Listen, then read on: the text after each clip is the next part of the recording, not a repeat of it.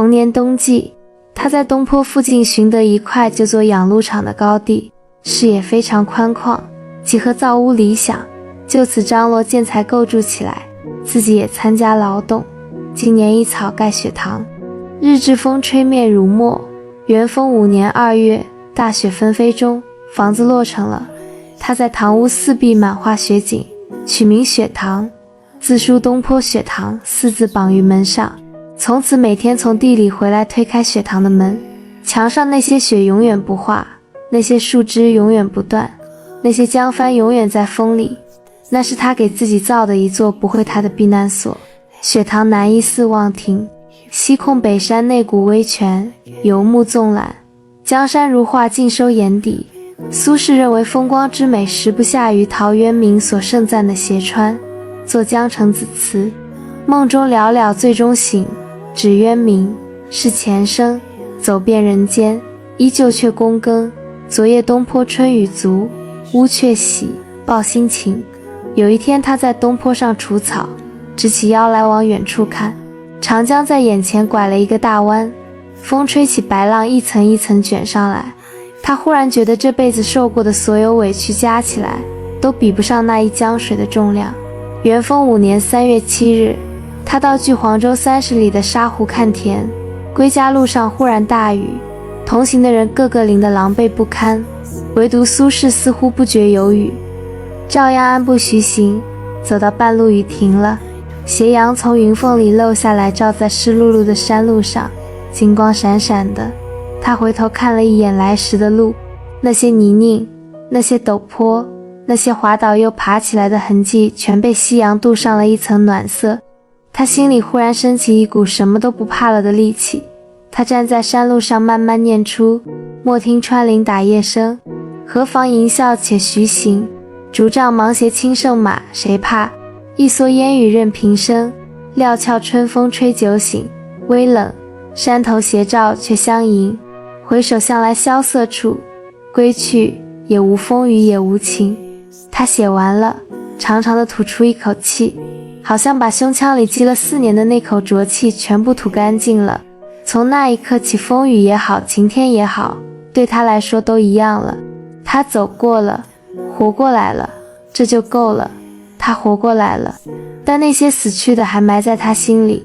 熙寧8年正月20日，蘇軾正在密州任上。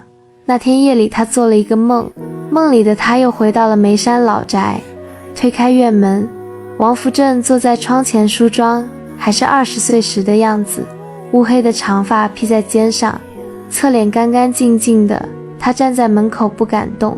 他回過頭來看他，兩個人的目光碰在一起，誰都沒有開口，眼淚先掉下來了，淌了滿臉，怎麼擦都擦不乾淨。他醒來，枕巾濕了一大片。窗外的月亮白得像一塊冷玉，遠處松樹林被月光照得隱隱綽綽。他披一下床沿墨鋪紙，把夢裡的一幕寫了下來。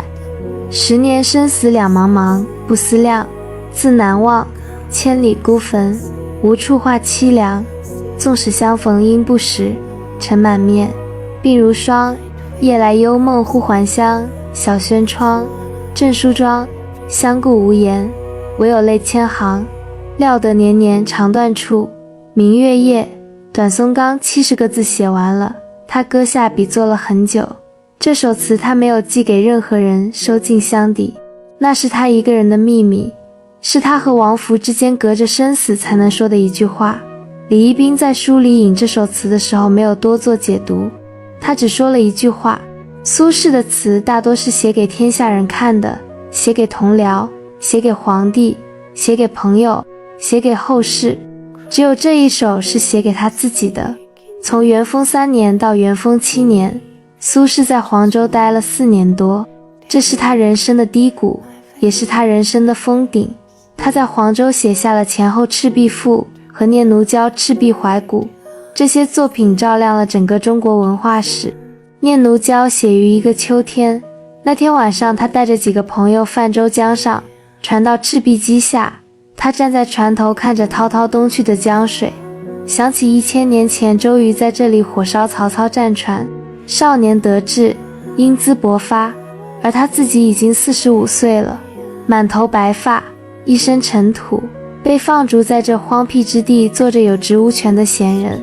他看着月光下的江水和遠處的山壁，那些千古風流人物一個一個從他眼前走過去，周瑜、諸葛亮、曹操，他們都被江水淘盡了，沖走了，不見了。而他自己這點委屈，這點不甘，這點牢騷，放在那一江水裡又算得了什麼？他端起酒杯朝江面灑下去，開口念出了那首氣吞山河的詞：大江東去，浪淘盡，千古風流人物，故壘西邊，人道是。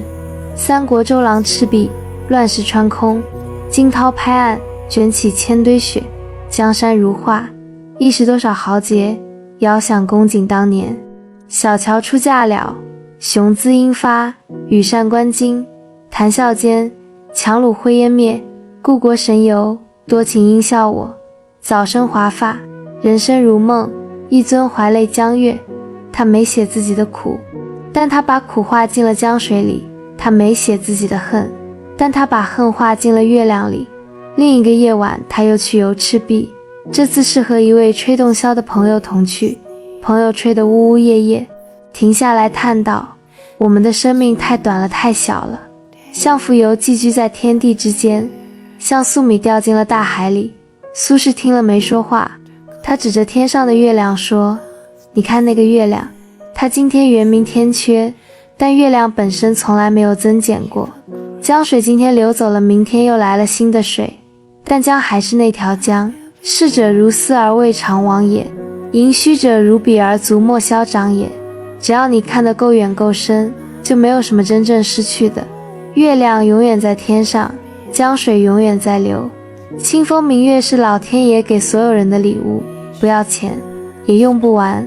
那一夜他寫成了《赤壁賦》，300多個字，把自己和江月永遠綁在了一起。但他第二天早上又回到了地裡，繼續除草澆水修籬笆。昨夜的萬丈豪情被晨曦一照，化作了滿手滿腳的泥巴。他覺得這樣很好。江月是遠的，泥土是近的，遠的東西撐着他的魂魄，近的東西養着他的身體，兩樣他都牢牢攥在手裡。李一冰在書中指出，人需經歷憂患才能成熟，詩欲的鍛鍊，黃州的貶謫，在蘇軾的人生歷程中非常關鍵。黃州這4年，蘇軾從地獄最底層一寸一寸地往上爬，他爬出來了，而且不是爬成一個滿心怨恨的幸存者，是爬成了一個能把苦難嚼碎了咽下去，再吐出一把亮晶晶詩句的人。元豐7年，他離開黃州，此後的人生依然是顛簸的。回到汴京被重新啟用，又再次被排擠，去了杭州做太守，修了蘇堤，然後被貶惠州。在惠州他說：日啖荔枝300顆，不辭常作嶺南人。他不是裝出來的豁達，他是真的樂。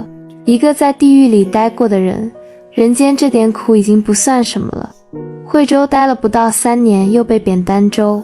61歲渡海去海南，在光廊林下蓋茅屋，自己採藥自己制墨，還教當地人讀書認字。在那個所有人以為他活不下去的地方，他又活了3年。元符3年大赦北歸，65歲渡海。他寫雲散月明誰點綴，天榮海色本澄清。那是用盡一生劫難換來的成名。北返途中在金山寺看見自己年輕時的一幅畫像，畫裡的那個蘇軾眉宇飛揚，意氣風發。他在畫像前站了很久，提筆在畫旁寫了一首6言絕句：心似已灰之木，身如不濟之舟。問汝平生功業？黃州、惠州、儋州，外人聽着像自嘲。3個流放地算哪門子功業？但他自己知道那是實話。那些地方把他從天上拽到地上，又從地上拽進泥裡，最後在泥裡開出了花。建中靖國元年7月28日，蘇軾在常州病逝，享年66歲。他這輩子從四川眉山出發，繞了大半個北宋版圖，最後停在常州。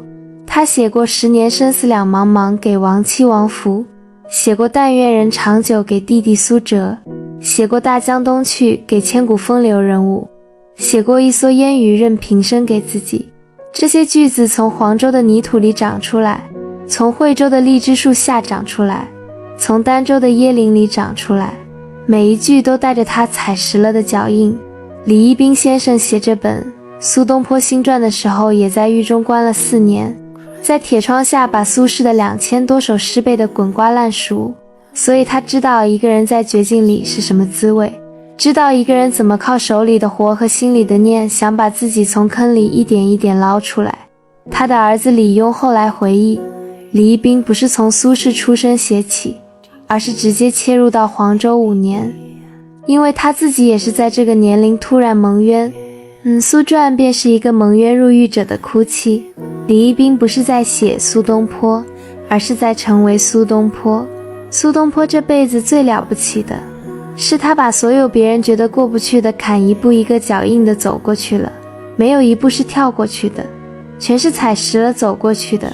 所以他寫出來的每一句豁達的話都是真的，都帶着泥巴和汗水的味道。